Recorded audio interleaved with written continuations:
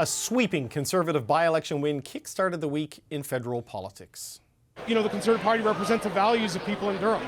We represent hard work, family, faith, freedom, and that resonates with people here. Jamil Javani claimed around 57% of the vote in the GTA riding of Durham. His Liberal counterpart came in at about 22%, meaning the Conservatives more than doubled the Liberals in vote share. Time to bring in our party insiders who are with me covering that by-election on Monday night. Melanie Richer is a former communications director for the NDP. Greg McEachern, you didn't see him flinch when I read those numbers out, but he's a former Liberal ministerial staffer. And Fred Delory is a former Conservative campaign manager.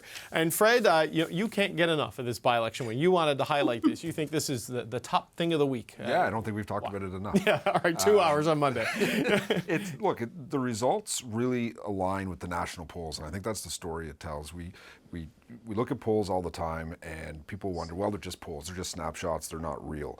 This is real. People showed up to vote overwhelmingly Monday in a GTA riding as well. It's not just, we're not just seeing a massive increase, it's a GTA riding, which is the battleground for where the vast majority of seats are in this one little area. So this was a great result for the Conservatives, and I think you're going to see this right across the board.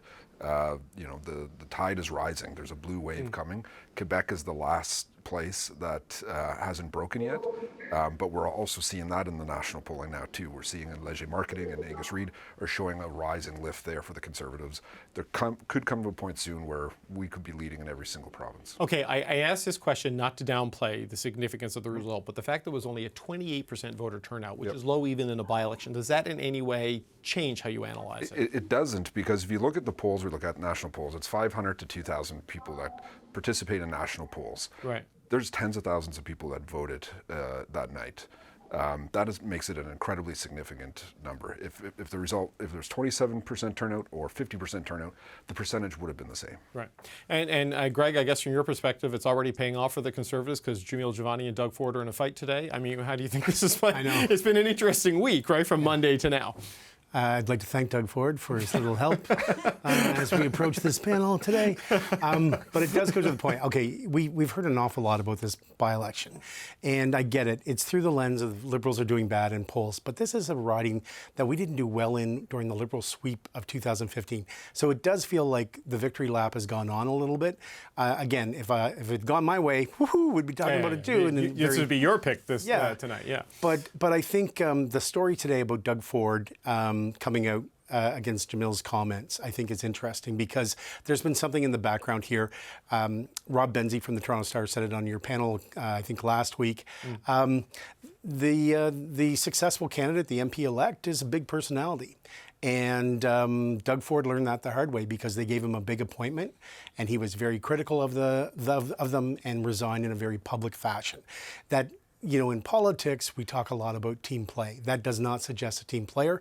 And Benzie suggested that there were some people at Queen's Park that were saying, be careful what you wish for. And so what I'm waiting for is for the critics to be announced. They say shadow cabinet, but, the critics, he's going to want a lot of attention. He's going to want a big profile. That means somebody else is going to lose some profile. I've worked for somebody who's crossed the floor. There are caucus relations here that are really, really going to be tough to manage. And mentally, I'm making popcorn. Okay, yes, I'd also talked to Benzie this week, and he made the point that the Queen's Park people were not happy with the comments on Monday night, and I think we saw the rebuttal there from Doug Ford today. Mel, I'm just wondering, when we were here Monday night, we didn't have the final numbers, but now we've got them, and the NDP just got into the double digits. I mean, what's the reaction amongst your crowd for the turnout and that result in Durham on Monday night?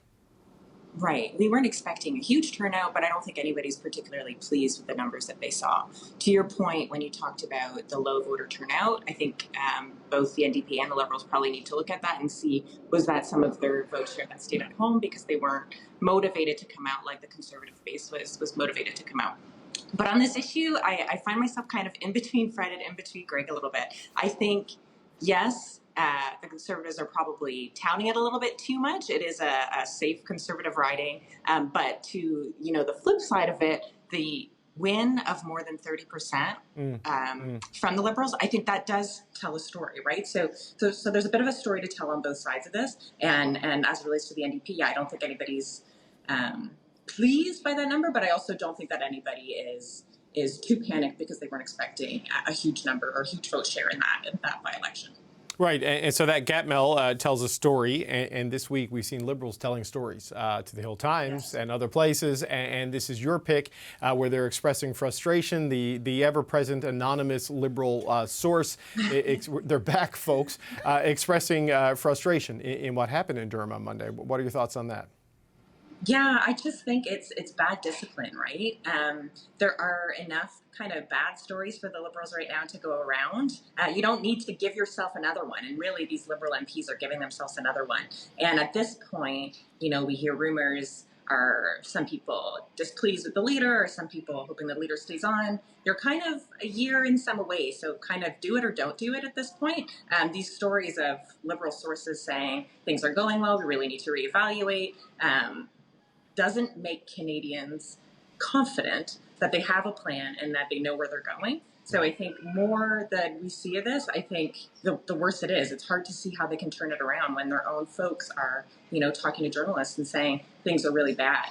So not only does the Prime Minister kind of have to convince Canadians that he has a plan, but it seems like he needs to convince his own caucus as well, and that's not going super well. So when I was director of comms, I used to hate when our MPs used to speak kind of anonymous.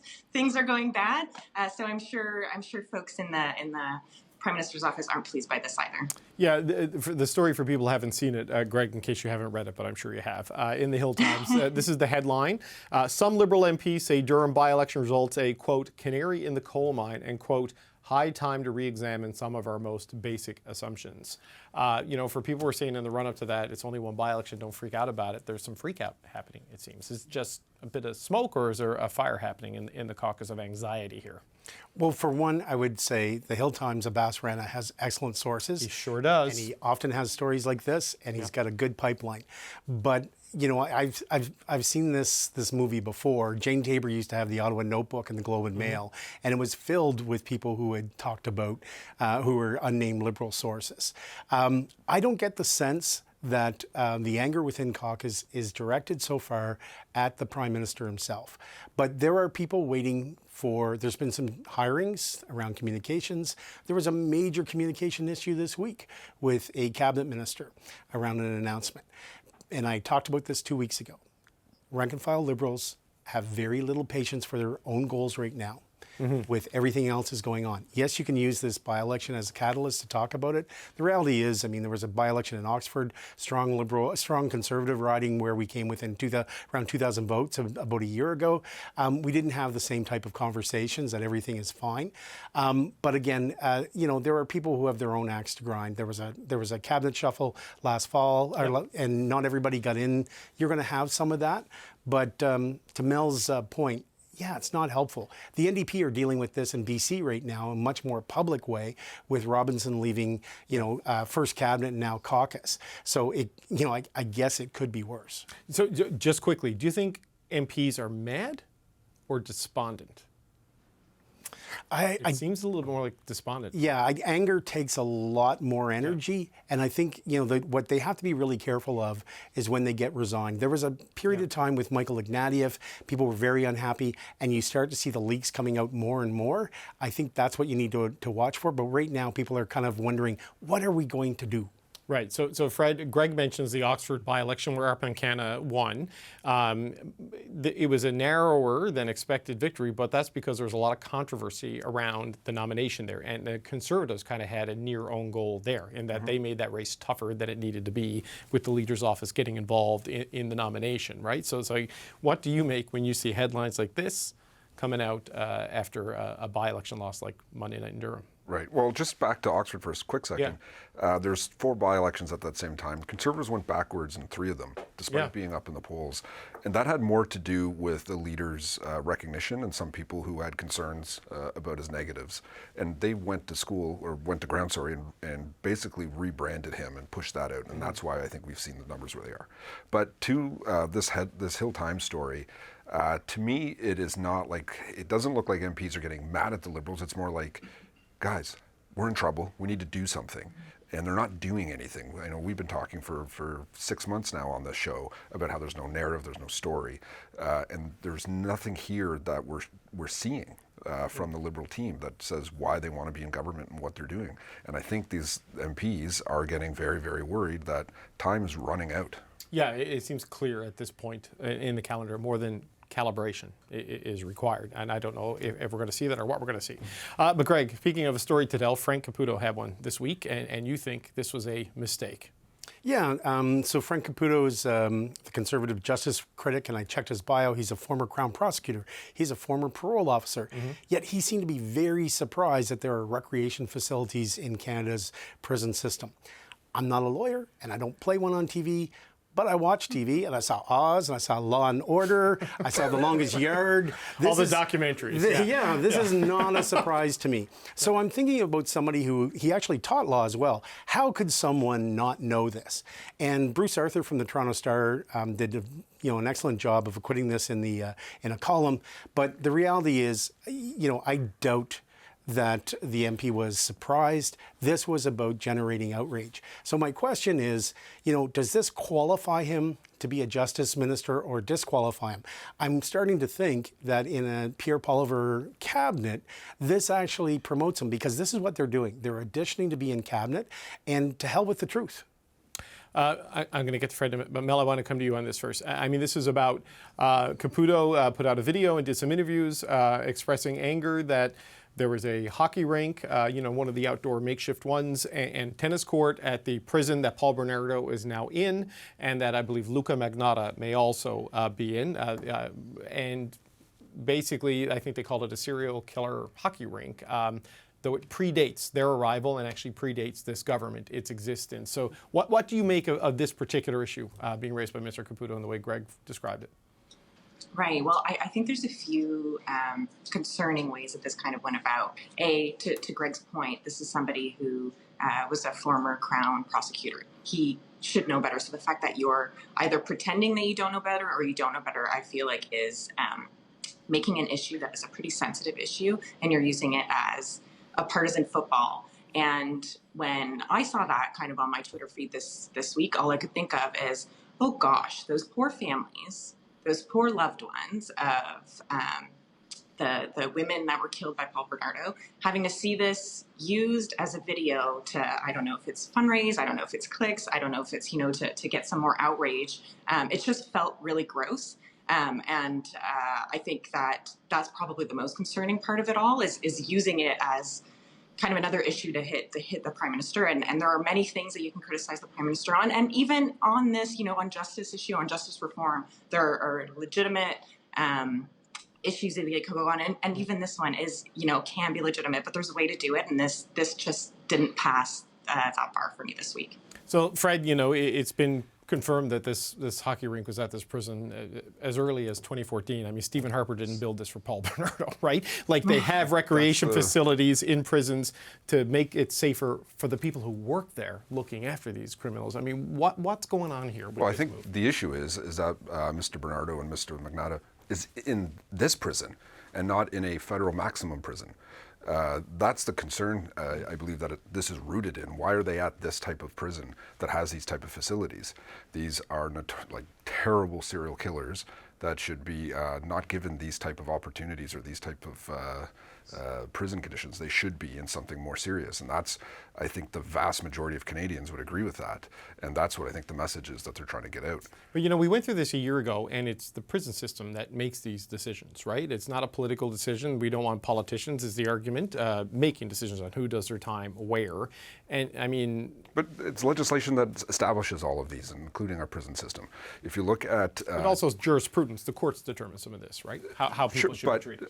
I remember during the Harper government, when I was there were the famous MacDonald murders in Nova Scotia were going to be granted parole. And it was the Conservative government who went out aggressively and said, this is wrong.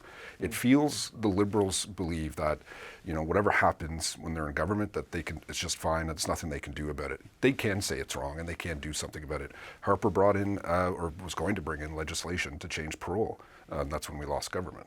Right. But in the McDonald's case, were not at least one of them released? I believe so. So this is why politicians should not be firing the Bank of Canada head. This is why we should not be moving people, and deciding who, politicians should not on a day-to-day basis be deciding who is in what prison. And this is what the leader of the Conservatives keeps making these points about. And it's a very hands-on government. We hear about freedom, but he defines freedom in a very, very odd way. All right, Mel, it's an interesting one because, we saw in the early leadership run by Mr. Poilievre, there was like aggressive populist policies to get people to sign up to petitions, build a database, and then you get a base that you can mobilize, and then you do the moderation efforts, and then every once in a while these sort of things pop up, which sort of go back to that online approach to, I guess, keep people energized and engaged. Is it as simple as that kind of a political strategy, or do you think this is a real winning, broader issue with Canadians?